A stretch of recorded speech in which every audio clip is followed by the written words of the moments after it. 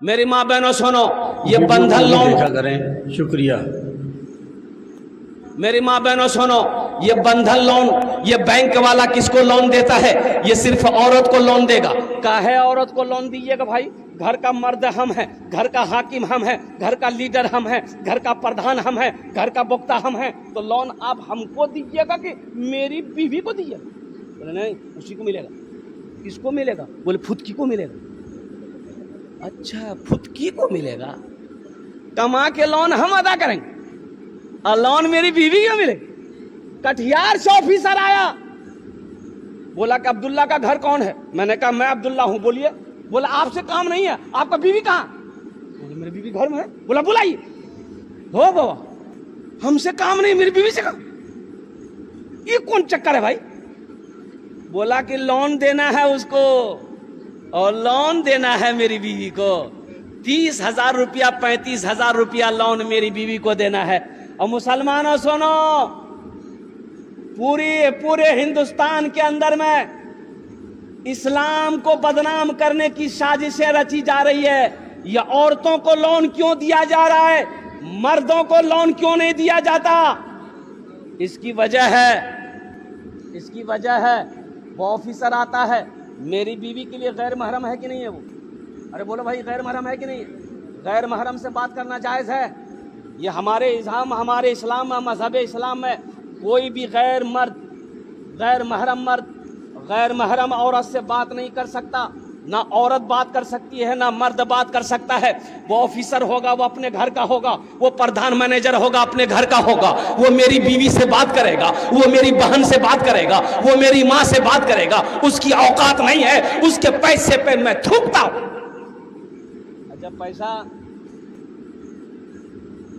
ले लिए, 35,000 रुपया मेरी बीवी को मिल गया। मेरी बीवी को 35,000 मिल गया, हमने पॉकेट में डाला, पूरे कटिहार घूम रहे हैं। ये मोटरसाइकिल में 5 लीटर तेल डालो, किस्त अदा नहीं हो रहा है। बैंक वाला बार बार फोन कर रहा, आदमी भेज रहा है, किस्त काहे ना अदा कर रहा है? और माफ कर दो, बहुत मजबूरी से। तब उस औरत से वो ऑफिसर कहता है तुम ऑफिस आओ। कहाँ? ऑफिस आओ, लोन तुमने लिया है, ऑफिस आओ। ये औरत मजबूर होकर ऑफिस गई। ऑफिस से जब वहां से निकली तो उसको कहा जाओ लोन माफ। अब काहे माफ हुआ वो आप समझते हैं, अब खुल के हम नहीं बोलेंगे। ऐसे लोन पे थूकता हूं मेरी माँ बहनों, तौबा करो। हमें सूदी पैसे नहीं उठाना है, हमें सूदी पैसा नहीं लेना है। सूद का पैसा हम अपने बच्चे को नहीं खिलाएंगे। ये बच्चा मेरा फर्मा बरदार नहीं होगा, ये बच्चा नाफरमान होगा। सूद का पैसा, हराम का पैसा बच्चे को खिलाओगे, बुद्धि भ्रष्ट हो जाएगा बच्चे का, बच्चे की अकल चली जाएगी। ये बच्चा कामयाबी हासिल नहीं कर सकता है। इसलिए मेरी माँ बहनों, जितने भी ग्रुप हैं, जितने भी लोन, बंधन हो, अंधन हो, कंधन हो, सबसे तौबा करो, अल्लाह से रिश्ता जोड़ो। मांगना है अल्लाह से मांगो। किससे मांगो? अल्लाह से मांगो। इंशाअल्लाह अल्लाह से मांगो, अल्लाह देगा, अल्लाह का वादा है। अल्लाह से मांग कर तो देखो, अल्हम्दुलिल्लाह सुम्मा अल्हम्द। अल्लाह से मांग कर देखो, अल्लाह देगा। अरे अल्लाह उसको भी देता है जो अल्लाह को नहीं मानता है।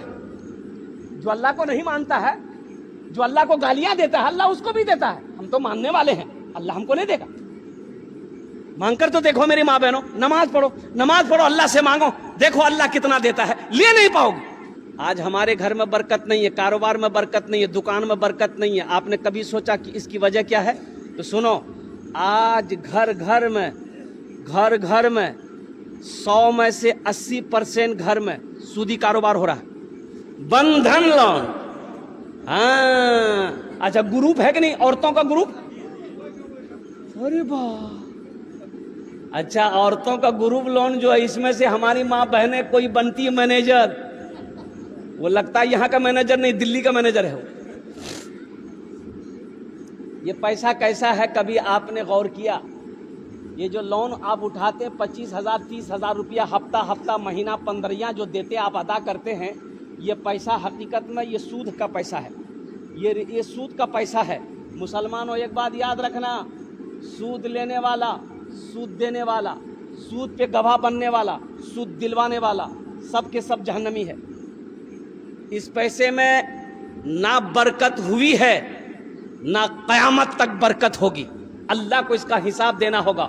और सुनो सुनो, सूद खाने वाले की सजा क्या है? सुनो, सूद खाने वाला ऐसा है जैसे किसी ने 33 मरतबा ज़िना किया हो, यह सूद खाने वाले का मकाम। और लास्ट 70 बड़ा बड़ा गुनाह है सूदखोरों के लिए। उसमें सबसे लास्ट गुनाह यह है कि सूद खाने वाला ऐसा है जैसे अपनी मां से ज़िना किया। देखो, शेख सादी रहमतुल्लाह अलैह फरमाते हैं कि एक आदमी सीढ़ी चढ़ रहा था।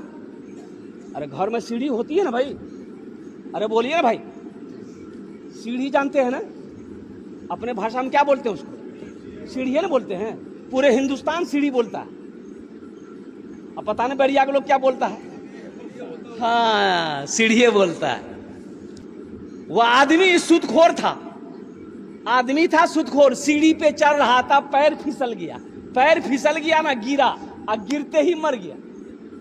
बेटा देखा, बोला वो अमल खत्म। रिश्तेदार लोग आए, जमा हुए, गुसल दिया, जनाजा पढ़ा, कब्रिस्तान में ले जाकर दफन कर दिया। यकी बेटा, सूदखोर का यकी बेटा।